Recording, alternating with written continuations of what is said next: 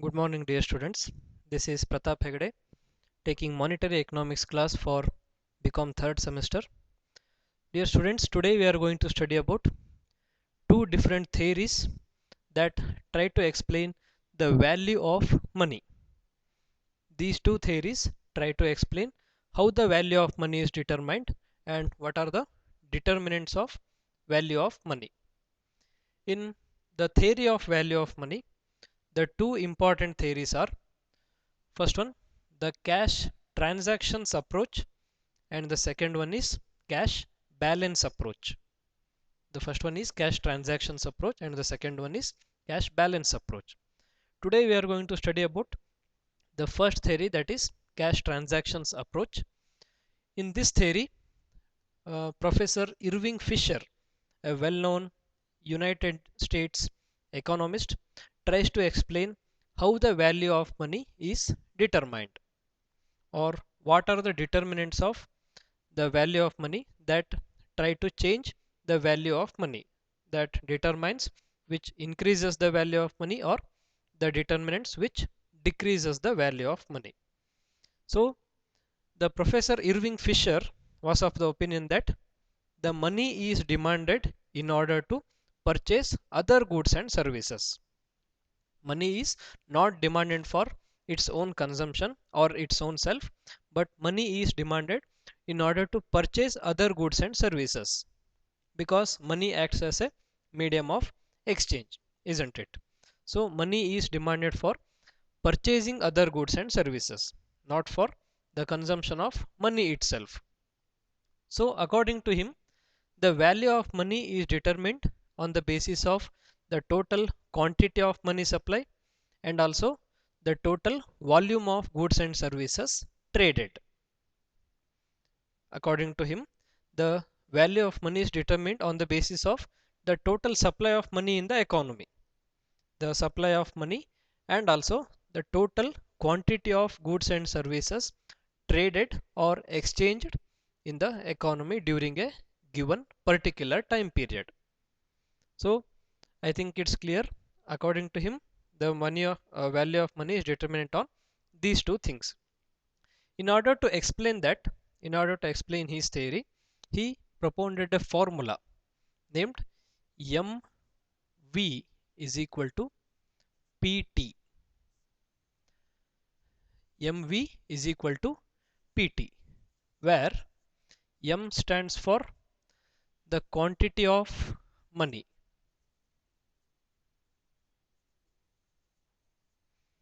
M stands for quantity of money. V stands for velocity of supply of money.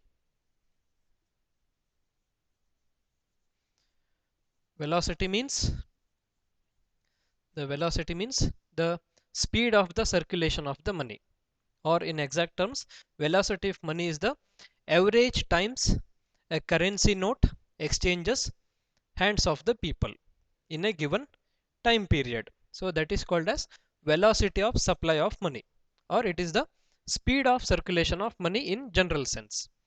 Then here P stands for price level, prices, and T here stands for total quantity of trade, or the total volume of trade.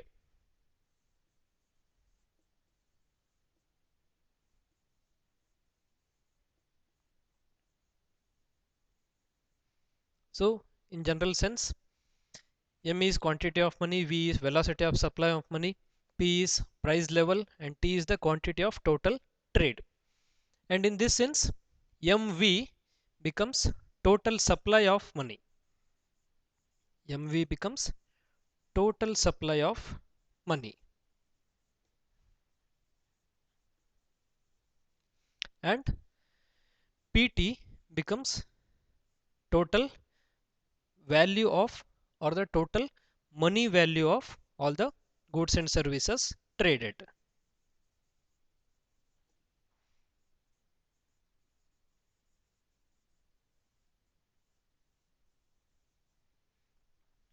So I think in this formula it is clear that the supply of money, MV, is dependent on the total money value of all the traded goods and services. Therefore, MV is equal to PT. Then with this we can say that the P or the prices of goods and services is dependent on total money value or the total supply of money divided by total quantity of goods and services traded. Therefore, price is directly dependent on total supply of money and total volume of traded goods and services. Further, this formula was very limited in scope.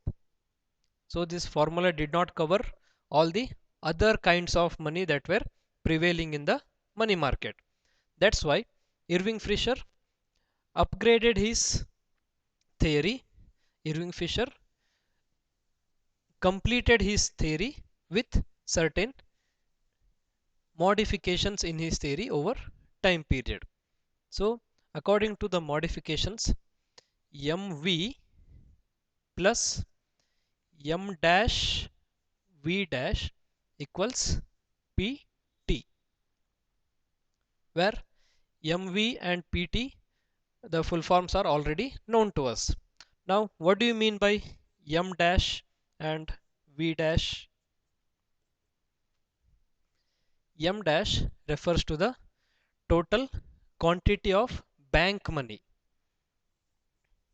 It is M dash means total quantity of bank money in circulation. In the previous formula, the bank money was not included. That's why in order to upgrade it, in order to modify this formula, bank money was also added further, and V dash here refers to velocity of circulation of bank money.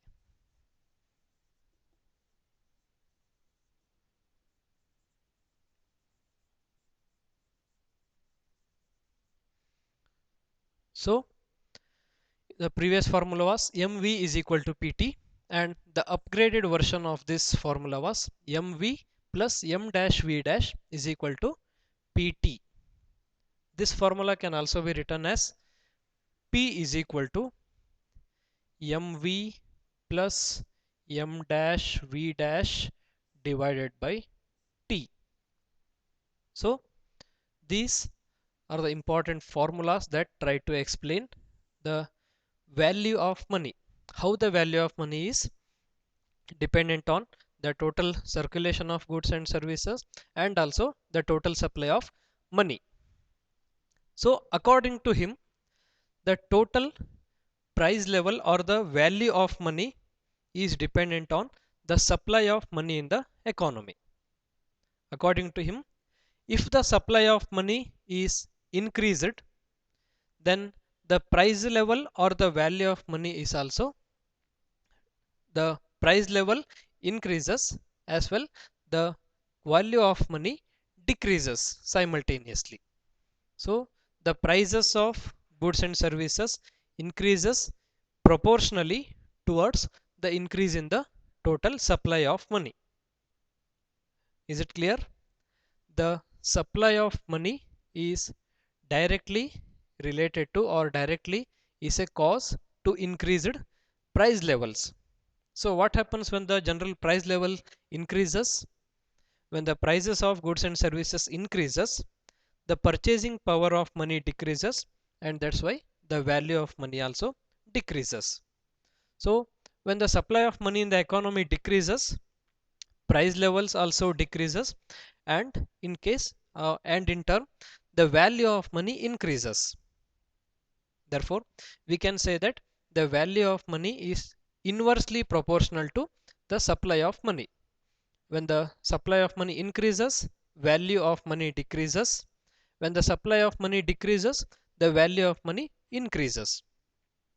So to explain this, to explain the general increase in the price level due to the increase in the quantity of supply of money, a short diagram or short graph can be drawn to explain it smoothly. So according to Irving Fisher, the quantity of money supply is directly proportional to increase in the level of prices. Level of prices is taken on y-axis and quantity of money supply is taken in x-axis. So there is a 45-degree straight line that shows the amount of quantity of increase in money is directly resultant towards the equal level of increase in the level of prices. So to explain this, we can draw a diagram.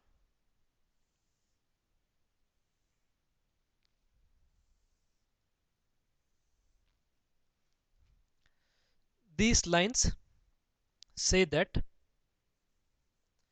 an increase in the supply of money will lead to equally proportionate increase in the general price level. So when the supply of money is M1 quantity, the price level increases to P1 level.